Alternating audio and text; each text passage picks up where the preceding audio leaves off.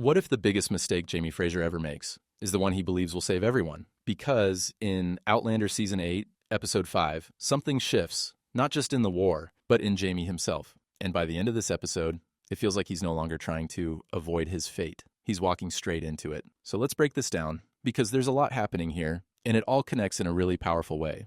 Everything starts when Jamie finally understands what Captain Cunningham is really after. This was never about a simple fight. Cunningham doesn't want Jamie dead on the battlefield. He wants him captured, handed over to the British, and executed as a traitor. And that changes everything. Because now, Jamie isn't just fighting to survive. He's fighting to avoid becoming an example. So what does he do? He prepares for war. He gathers his Ardsmuir men. And what I like here is how the show makes it clear these men aren't just following orders. They trust him. They've seen what kind of leader he is. He's protected them before, and now they're ready to stand with him again.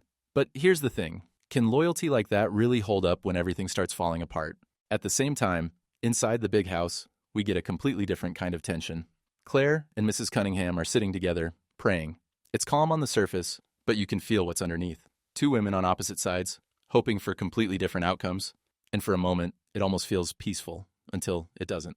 Because when Mrs. Cunningham says Jamie deserves to be executed, that quiet moment turns into something much heavier. Suddenly, it's not just about war anymore.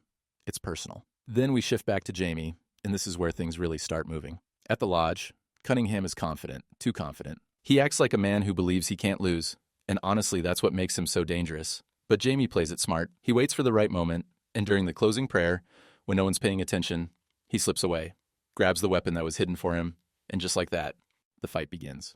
The battle at the Ridge is messy and unpredictable. Men switch sides, chaos breaks out, and in the middle of it all, Jamie gives one clear order.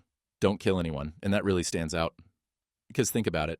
In a fight where your life is on the line, Jamie still refuses to cross that line. He's holding on to his values, even when everything around him is pushing him to let go. But it raises a serious question. How long can he keep doing that? Then we get to the moment that changes everything. Jamie and Cunningham finally face each other. No distractions, no escape, just the two of them. And it's brutal. Cunningham strikes, and Jamie gets stabbed. For a second, it really feels like this might be the end. Like this is how his story finishes. Then, a gunshot, and everything flips. It's not Jamie who falls, it's Cunningham. Buck steps in and takes the shot, saving Jamie at the last possible moment. And honestly, Buck's role here is so important. He understands the danger in a way others don't, and that instinct is what makes the difference. But here's the twist. Cunningham doesn't die. He survives, possibly paralyzed. And for someone who believed he was untouchable, that might actually be worse. Now you'd think after all that, things would finally calm down. But they don't. Because while all of this is happening at the Ridge, we also have everything going on with Brianna, Roger, and William. Brianna refuses to just sit and wait after the siege of Savannah. She needs to know if Roger is alive. And when she finds him at the Continental camp, that moment hits. There's relief, emotion, and for a second, it feels like something good finally happens. Roger reconnects, we get that link with Denzel, and it feels like things are coming back together. But then there's William. He's trying to hold on to something real in the middle of all this chaos.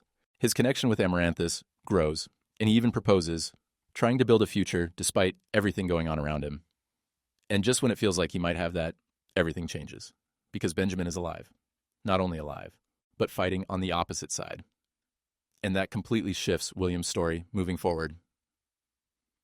Now, bring it back to Fraser's Ridge, because just when it feels like the worst is over, that's when we see him. Benjamin Cleveland arrives, and Claire's reaction says everything. She calls him the devil.